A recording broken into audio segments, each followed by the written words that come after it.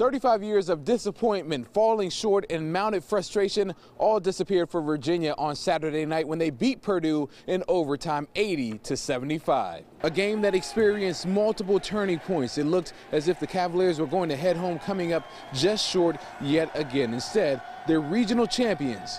A year after experiencing the lowest of lows, Virginia leaves Louisville on top. When I hugged my dad and I was looking for my mom, and I broke down, I started crying, and I've never felt this. I don't think I've ever cried tears of joy on the basketball court. So I've never felt this high before. And I'm just gonna, before I think about anything else, I'm just gonna enjoy the crap out of this tonight. I made up my mind, you gotta be ready, last shot, make it a good one. And don't be nervous. I let it go, it went in. From there, everyone was pumped up, we're ready to play defense again.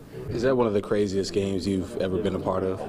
Absolutely. I mean, not just because of the stakes, but because of just the way it went down. Like, overtime, it was like, okay, this thing, like, there's no way, right? But similar to DeAndre's last second shot against Louisville in this same building, we somehow managed to pull it off. So this building must be pretty lucky for us.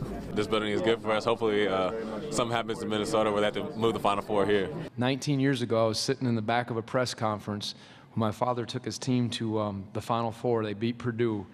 And I memorized his quote. He said a quote that I've never forgot, and it stuck with me for that long.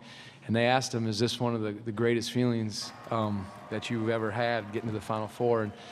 And he said this, he said, from a feeling state, euphoria, yes it is, but it doesn't compare with faith, with kids, family, grandkids.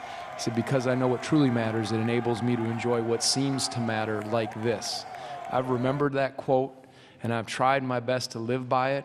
I've wanted this program to honor what's important to me, my faith in these young men through success and through failure.